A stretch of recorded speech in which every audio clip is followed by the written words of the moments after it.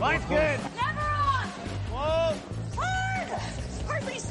Come on, Brent. Line's good. Got real close. I hear high, right? Try and hit 2/3. Have they saved it for her? Yes, they have. Ooh, welcome to Game of Stones, everybody. I am Sean Graham, Scott alongside, as always. Hello, Scott. Sean, so nice to hear your voice. We've been away for a couple weeks in different places, and now we're back together. I did listen to the episode that you did without me with GNCC. GNCC, yeah. It was great. So, but nice to hear your voice live and not over my podcast feed. Yeah, we are back together. We did release the mailbag episode, but we recorded that a few weeks ago.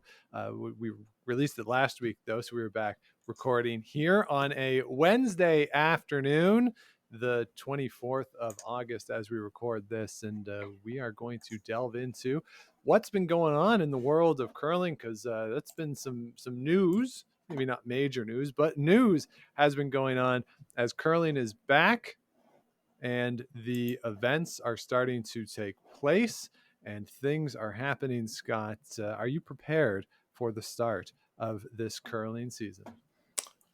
I think so. I'm finding myself, a few events on TV. I'm like, YouTube. Oh, maybe I could click that. Yeah. That's, okay. I'm over the heat, ready for some nice, crisp, cool autumn evenings and the start of another season. Really looking forward to it. Yeah. All right, well, let's talk about some results that we already have. First up, the Mixed Doubles Summer Series.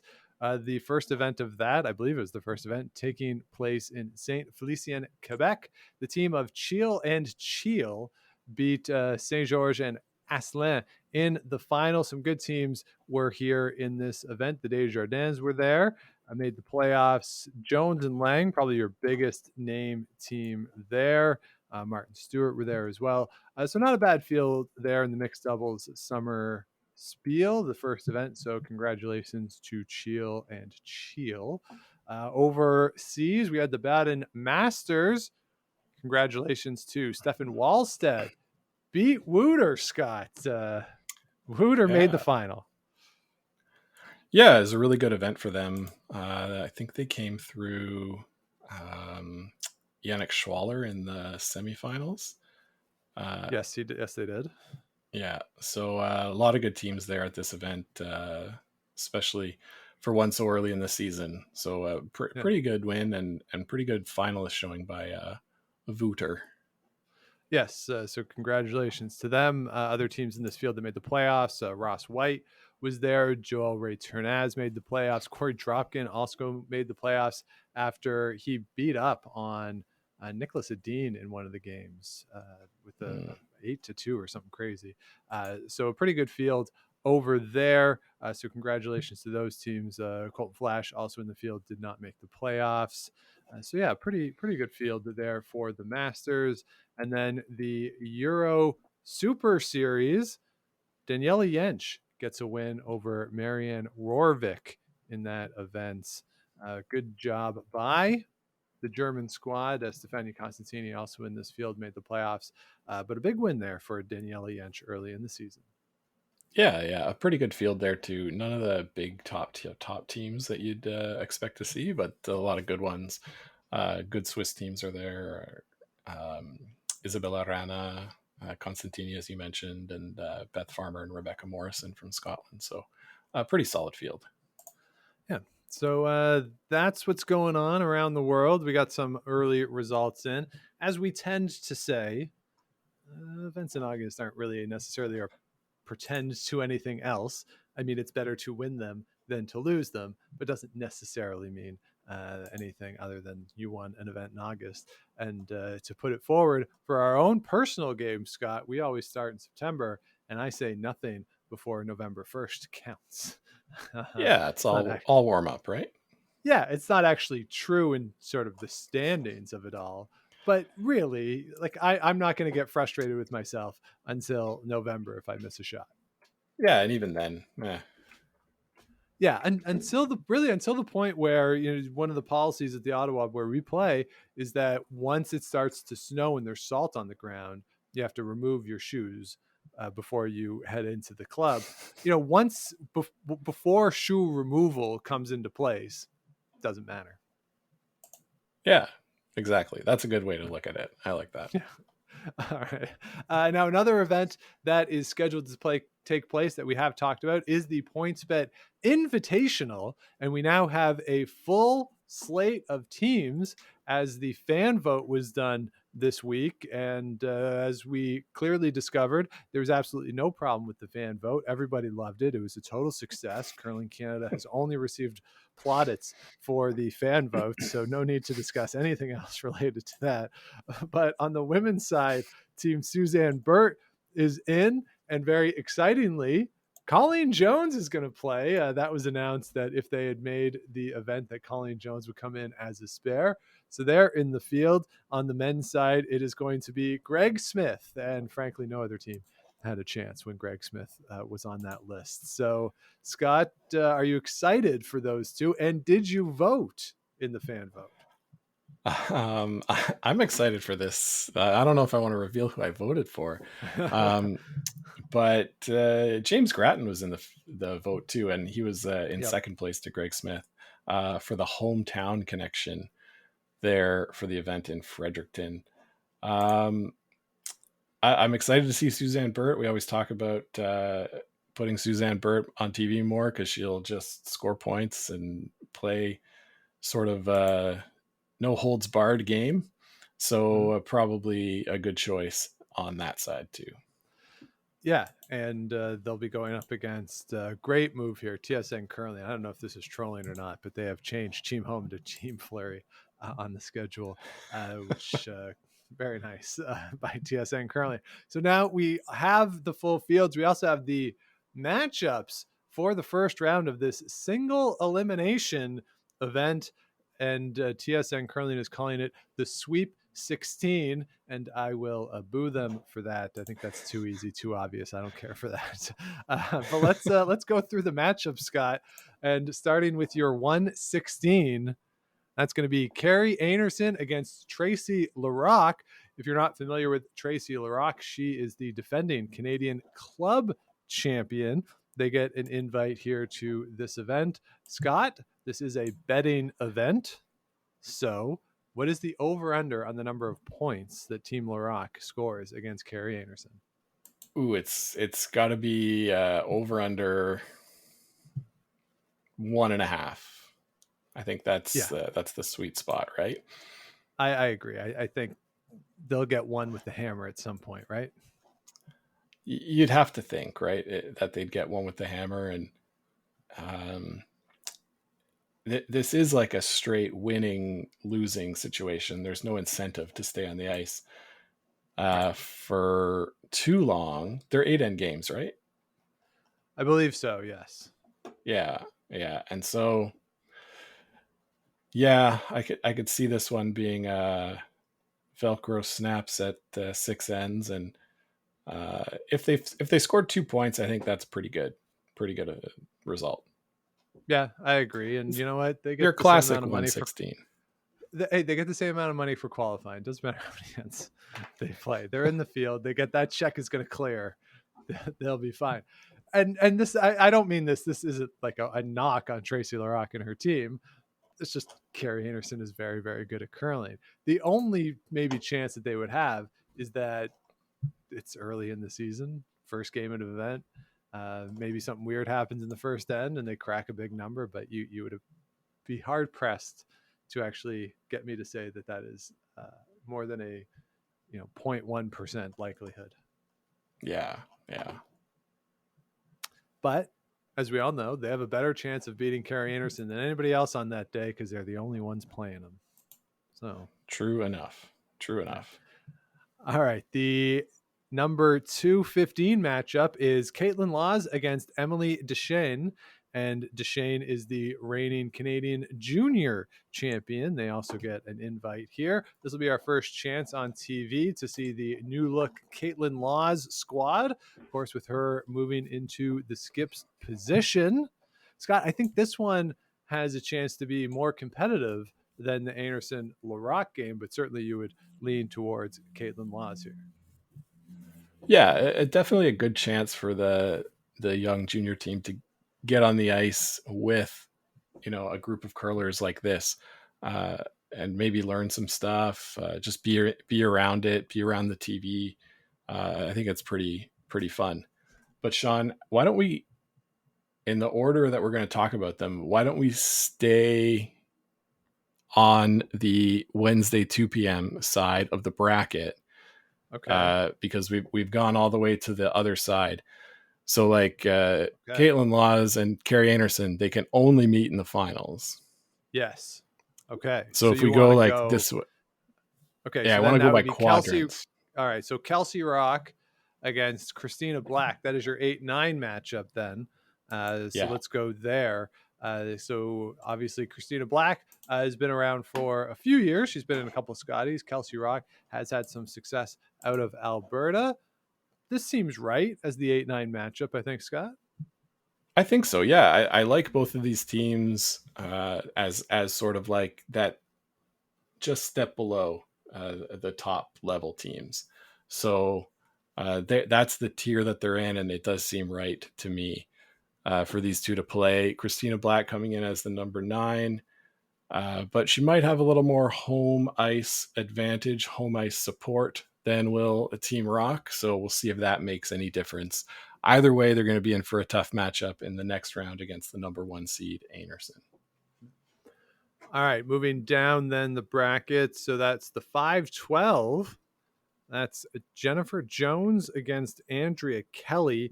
Andrea Kelly, great run at the Scotties last year, bronze medalist. Won this bid from the host committee. So this will be our first chance to see them with the new configuration that they have against Jennifer Jones, obviously picking up the entirety of Mackenzie Zacharias' team. We don't know what the lineup will be for this event. They have not announced that yet. But 2 new look teams here, Scott, in the 5-12 matchup. Yeah, this will be really fun, especially with the home team in Andrea Kelly playing against Jennifer Jones. Maybe we get some good crowd booing of Jones. Oh, you're a mercenary. You sold out to go join this young guns team. Who's the import on that team? I guess Jennifer Jones was born in Manitoba, but because they have Carly Burgess from Nova Scotia playing on that team.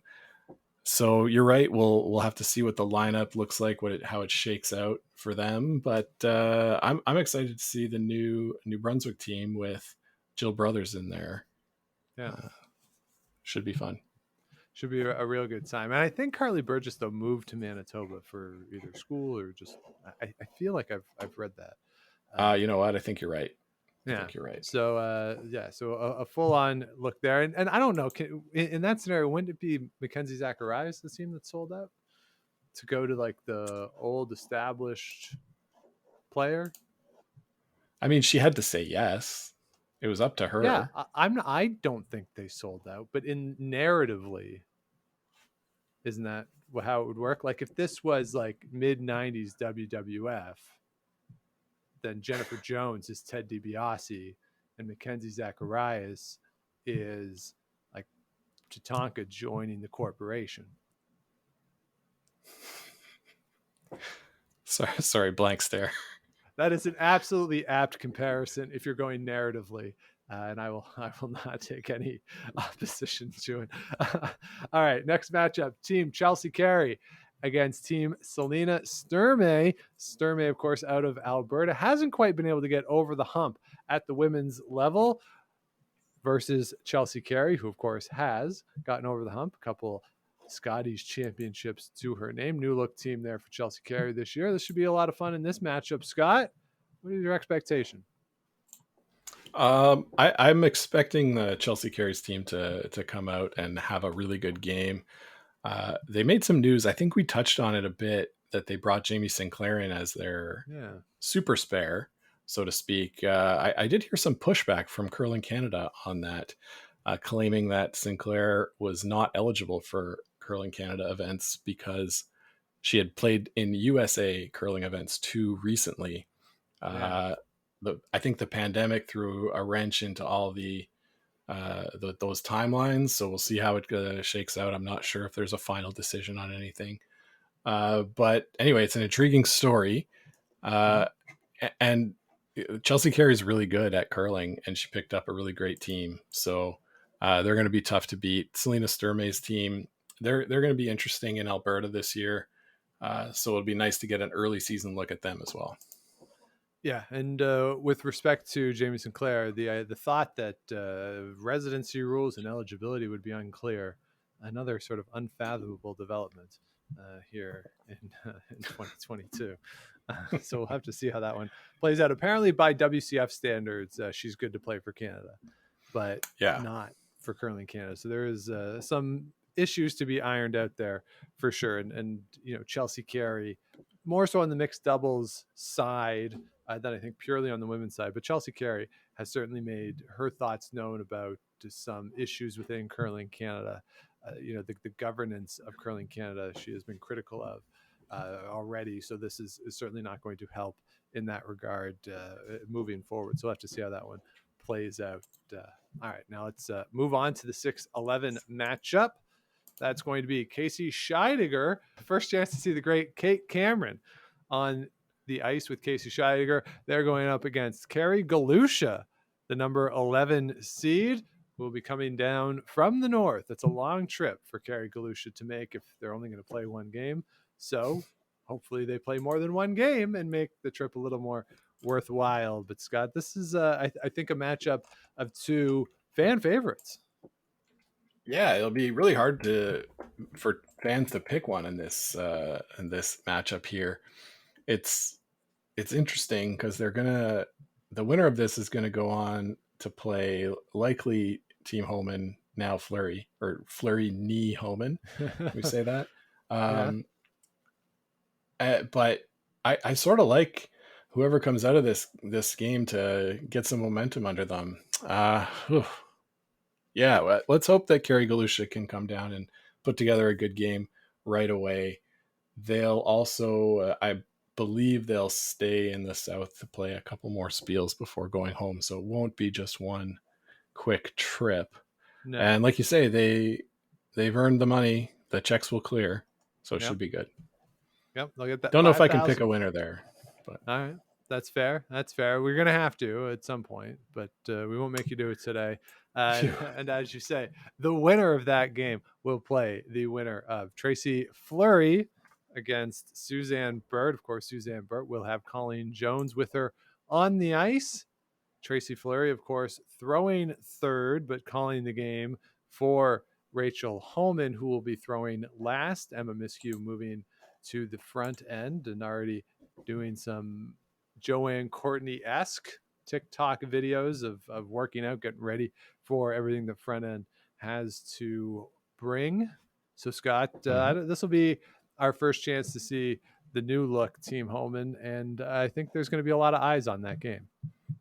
Yeah, no doubt. I don't know if we talked about this, Sean. You weren't surprised by this announcement at all, eh? I was not. No, me neither. It seemed to be the only way that Tracy Fleury on this team would make any sense. To take the load of calling the game off of Rachel. It seemed like that was maybe the thing holding them back the last couple of years, the mental strain of carrying the team and making the best shots while at the same time working out all the strategies. So we know she's got all the shots in her pocket, and this will likely make it a little easier to focus on making your shots without thinking about all the rest of the stuff that goes along with skipping. So I think this team is going to be a juggernaut, and I like them to win. All right. Maybe even win the whole thing. And then they're playing against Suzanne Burt's team, right? Yes. Where does Colleen Jones going to play? I don't think they announced that. Colleen Jones is very funny on Twitter saying, "Can I be the skipper? Even if I'm not the skipper, let me be the skipper. Can I skip, please?" Like, so I don't know where Colleen Jones will play. She has, of course, thrown second at some events over the past few years. The last time she was in the Scotties, she was throwing the second stone and holding the broom for Marianne Arsenault. So I would probably think it'd be a similar arrangement, that she would throw a front end stone but hold the broom for Suzanne Burt. Yeah, that makes the most sense. So we'll have to see how that one plays out. But yeah, and with respect to the lineup for Team Holman, to me the only question was whether or not Tracy would also throw last.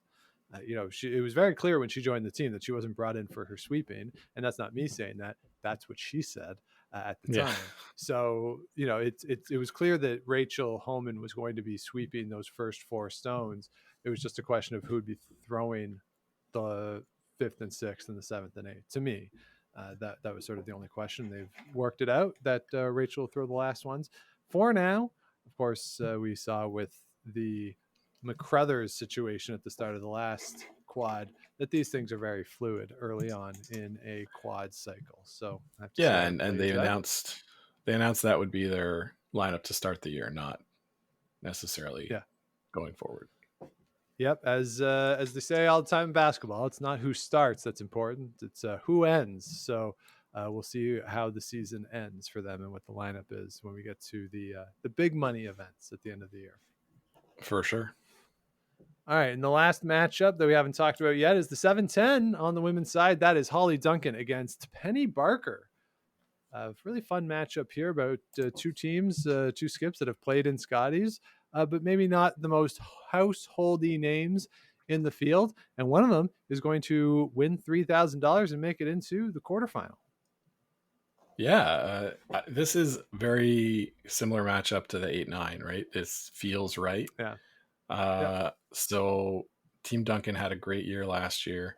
Yeah, so this will be a fun matchup. Again, 2 teams that are 2 skips that have been around and they can play well. So it should be an entertaining game, if nothing else. But I'd be very surprised if it's the TV game, Scott. That's probably a fair assumption that it won't be. Yeah.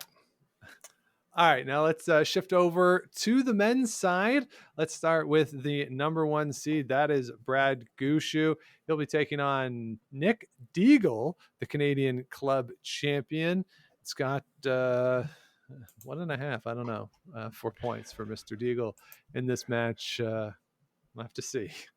This will be a good chance for Nick Deagle and his team to meet Brad Gushue if they haven't already. So that'll be fun. Yeah. Get a nice photo op there, Yeah, maybe ask him to bring his gold medal or his bronze medal. You can touch them, or I don't know. It's nice to have that opportunity for them, right?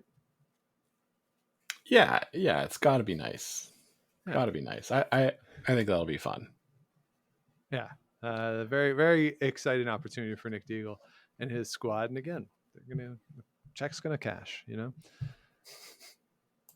Yep. So, and they'll probably get tickets to the rest of the event. I think they can watch it all. Yeah, that's nothing to sneeze at there. No. All right, let's move on then to the 8-9 matchup. A couple new look teams of people who kind of used to play together. A bit of a weird matchup here. John Epping is going to be playing Mike McEwen.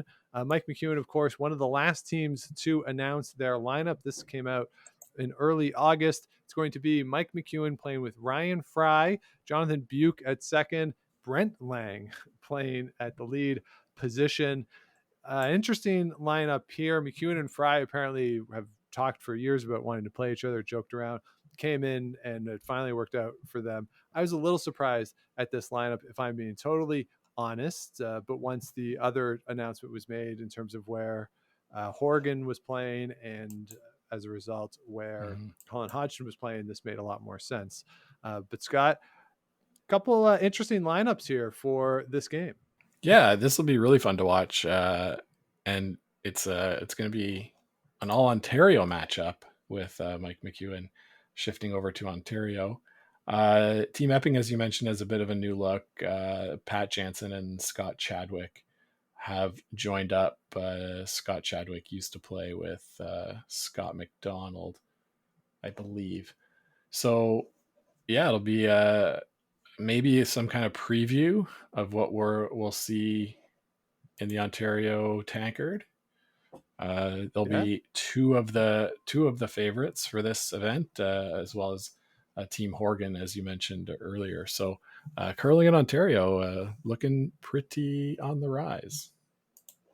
Yeah, it'll be interesting to see all that and sort of how Glenn Howard fits into that once we get to it. And yeah, Mike McEwen out of Ontario will be a little weird to get used to, but we'll get there. Yeah. All right, let's move on to an all Manitoba matchup. Number 5, number 12. That's Reed Carruthers, his new look squad. He gets back into the skips position. He'll be taking on Braden Calvert, who in the last cycle was a young up-and-coming team, almost ready to be on the verge. It'll be very interesting to see what this quad brings for Braden Calvert and his squad, but he's going to start it off with a match against Reed Carruthers. Yeah, it's a new look Carruthers team, as you mentioned, joining forces with the gunner, Jason Gunlickson, and Derek Samagalski and Connor Negevin. So sort of a merging of those two teams with two players from each. I'm interested to see how that dynamic works between him and Gunner. We always liked the way that Reed sort of kept Mike McEwen in check and was the balancing between the front end and the back end. So we'll see how the dynamic works out on this new team. But they should be pretty fun to watch. Team with Jason Gunlickson throwing 4-second peels is always fun to watch. Yes, it is. So that'll be an interesting dynamic to watch over the course of the season. Another interesting dynamic to watch over the course of the season comes in the 4-13 matchup.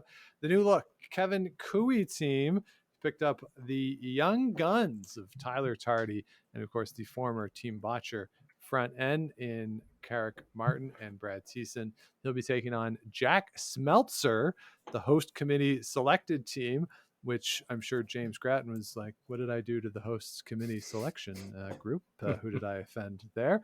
But it'll be nice, similar to Nick Deagle, Jack Smeltzer, cool opportunity for them to come out and play, obviously, a top-level skip with some wonderful young players as well. Cool opportunity for them to get some run on arena ice in a TV environment. So it should be a wonderful opportunity, wonderful experience for them. Yeah, absolutely. It should be pretty good for them. We'll see the new look Kevin Cooey. We know the last time he changed his team, they struggled at the beginning of their quad. So we'll see if they come out. I don't think they'll struggle against this team, but we'll see how the event sort of unfolds for them. Yeah. All right, let's move to the other half of the bracket, the 6-11 matchup. It's Ontario against Quebec. Glenn Howard, his team, of course, staying together until the point that they decide to put Glenn on an ice floe and just leave him to perish, going up against Felix Asselan. This is, of course, the former team Fournier. We saw last year that they had announced that Mike was leaving, but then Mike came back. And Felix was skipping and throwing last during the season. But now this is the lineup that was intended after the pre-trials when Mike was supposed to leave. And this is now what we will see with Felix skipping, throwing last. And a big step up here for Felix. He, of course, has had great success with Laurie St. George over on the mixed doubles side. This will be our first chance to really see him fully in charge of this team. And this is a nice matchup, I think, against Glenn Howard to kick off this event. Yeah, I think this will be a pretty fun matchup. Sean, I was trying to find Felix Asselan's team, and their Twitter was from 2014 with their junior team. So I didn't find much there. But this will be a good matchup between these two Central Canadian teams. All right. And the winner of that game will go up against the winner of the 3-14 matchup. That is going to be Matt Dunstone. First look at that new team with, of course, BJ Neufeld, Colton Lott, and Ryan Harnden joining forces. They're going up against Greg Smith, who, if nothing else, you will know if he wins or loses the game based off of his volume. Or you could just watch the second round and you will hear if he's on the ice or not. It's very easy to know when Greg Smith is out there playing. We love Greg Smith, one of the more expressive players that we have in the game right now. Wonderful ambassador for the sport. I'll always love to see him out there, and not surprised, Scott, that he won the fan vote here. Yeah, not a real surprise there. He's very popular, in the online community. And so with the voting being live online, I think he did have a bit of a built-in advantage. But, I guess any team can beat anyone on any given day. They'll be in tough against this new look Dunstone team that are going to be playing out of Manitoba this year. So another good team from Manitoba is nothing new. Very true. Very true. And of course, Matt Dunstone leaving Saskatchewan means that Colton Flash and his team are very much the favorites for Saskatchewan heading into this new season. And they are the number 7 seed here. They're taking on the number 10 team in Karsten Sturmey. Karsten has come close in the Alberta playdowns the past couple of years into the playoffs, maybe even a final in there. That team has been close. They, of course, did change it up a little bit over the course of the summer, but Karsten Sturmey is probably, for me, Scott, the name to watch over this quad as the player who, on the men's side, has the chance to make the biggest leap from where he was. Now, it's going to be tough, of course, in Alberta with Botcher and Cooey still there, but I think, he's taken his lumps over the past few years, which everyone has to as they come out of juniors, and he had success too at the University of Alberta at that level. And he's starting, it seemed to me, to get a little more momentum, being a little more competitive in these games. So as we head into this quad, that's a name for me to watch. Yeah, that's a good choice, Sean. Of course, we might have said the same thing about Brendan Botcher in 2018, right? And we see how far him and his team were able to come. With his new squad here, that dynamic will be something to look at. We've sort of been scratching our heads thinking about how it's going to work. So it'll be nice to get the first impression to see it live. Yeah. All right. And the final matchup here is Brendan Botcher, the aforementioned Brendan Botcher, against Landon Rooney, the defending Canadian junior champion. I feel like Landon Rooney should be a soccer player's name, but it works still, right? Yeah.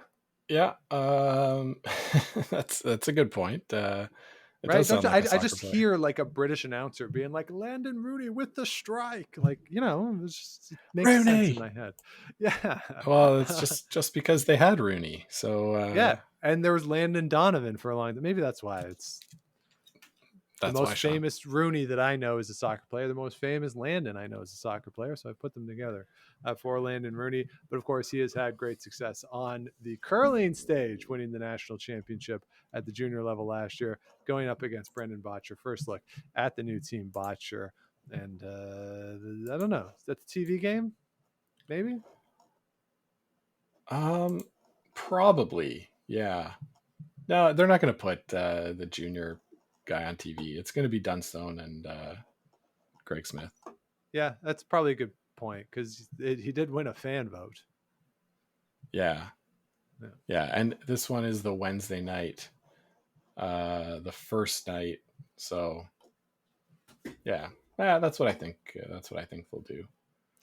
All right, so there you have it. Those are the 16 matchups across the men's and the women's field. Once we get closer to the event itself, we'll probably do a bit of a bracket type challenge thing here and see who can win as we get going with the picks again. I believe I won last season, Scott, on our picks.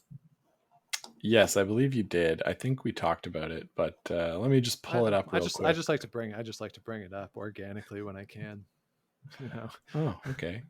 hey, if we're gonna lose the bad beer bet every year, I gotta hang my hat on something, and that's what it is. Well, that's not right. That was 2019-20. I won that one too. You did win that one. Yeah. Anyway, I'm we'll anyway. we'll Doesn't figure it out. matter. It doesn't matter. I'm on a winning streak. That's all. Like, come on. All right.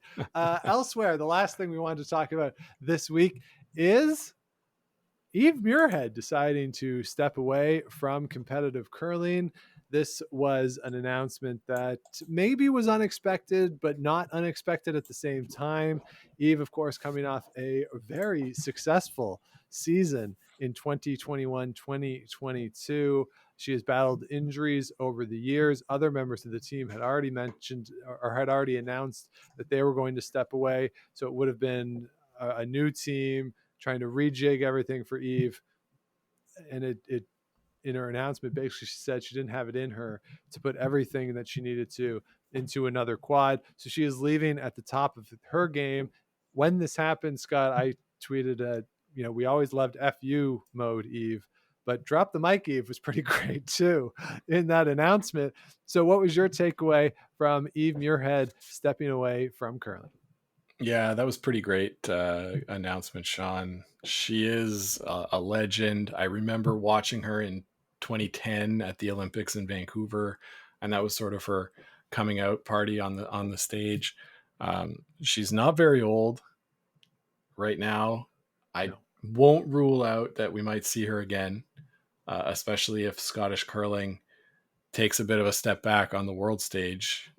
They've got some good teams, some good players to follow up, but nobody of the level of talent of Eve right now. So I won't rule it out that it might not be the last we've seen of her, but if it is, a brilliant career, sure ballot Hall of Famer, and just hope she, takes the time away and profits from it, is able to, do all the things she likes to do, and enjoys her life post curling. Yeah, hopefully for her. Leaves behind quite a legacy, 11 international championships.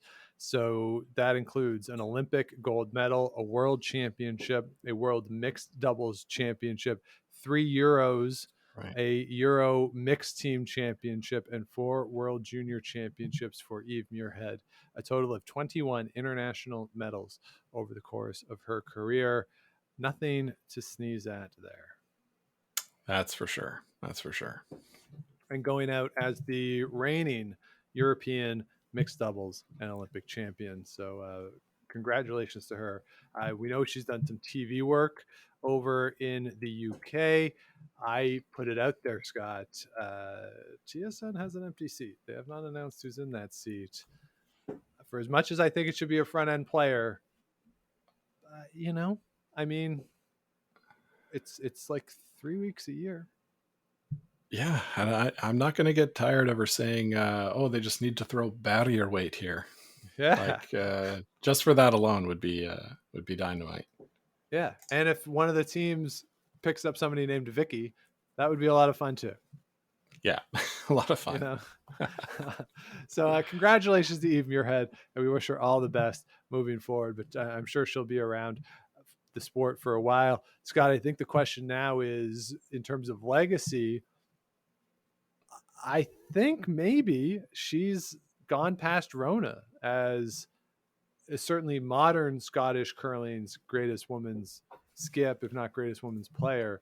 And I don't know Scottish curling well enough, the history of it, to see how she would stack up overall with the David Murdochs of the world, or certainly people who predate that. But in the Olympic era, she's got to be the best Scottish player that we've seen.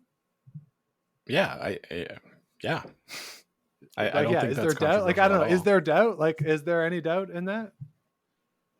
No, not in my mind. Maybe Hammy McMillan, but that's sort of before the Olympics. Yeah, no, I think she's the best, but maybe the listeners have a different take. Yeah. So I think as we talk about and think about it, yeah, the greatest Scottish player in the Olympic era. And I say that only because I don't know the pre-Olympic era well enough to know if there were anybody who would challenge her on that front. But yeah, she's won everything, and a lot of those things she's won multiple times. So congratulations on a wonderful career for Eve Muirhead. And anything else, Scott, in the world of curling that you wanted to touch Well, on? I was just going to say congratulations to us on another podcast done. Yeah. Good job by us. Yeah. Wonderful experience. Good to be back with you again, Scott. We'll be back again next week. So if you want to hear that, be sure to subscribe if you haven't yet. Hit the likes, the ratings, the comments, all that good stuff. Helps other people find the show, keeps us growing. You can also head on over to GameOfStonesPod.com. All of our past episodes are there under the episode tab. And of course, you can find the merch under the merch tab. T-shirts, hoodies, the toque, all that good stuff. Scott, I think I'm going to order another hoodie, by the way, because the two that I have are for like lounging. So they're oversized. So I don't feel comfortable wearing them out and about. But I think I want more of an out and about option. So I might buy one the size smaller so I can have my home hoodie and then my out and about one, you know? That's a perfectly legit thing to do, Sean. I applaud your efforts. Thank you. I appreciate you validating that. So all proceeds from those go to the Sandra Schmirler Foundation and Food Banks Canada. We, of course, match those as we go along. And, of course, you can follow along with everything we got going on. Game of Stones Pod on Twitter and Instagram. Game of Stones Podcast on Facebook. And you can find us Game of Stones Podcast at gmail.com with all your thoughts or things that you might want to hear on the show. So with that, another week is done. Scott, tomorrow night as we record this, bronze medal game in softball. Do you like our chances of coming home with a little hardware? I do, Sean. I do. The team we're playing against, we've beaten multiple times, and the whole squad is there this week. It's going to be. Wow. We have 12 players. We're missing one who's on vacation, who left a few weeks ago, but we're gonna have 12 players, 8 men, 4 women. The lineup symmetry is perfect. I'm really just loving it. So I think we've got a good chance to not only win, but have a lot of fun doing it. Hopefully. And I have like half a bag of sunflower seeds left, and I go through about a half a bag a week. So last game, I'll sort of end with like a perfect round, empty bag of sunflower seeds. So, working out well here. Yeah, everything's going well. So, that's what we got going on. Hopefully you're having some fun out there as we approach the end of August and look to turn the calendars to September and the start of a new curling season. We'll be along with you. So until we speak again, keep those brooms on the ice and don't dump that intern. Make the final.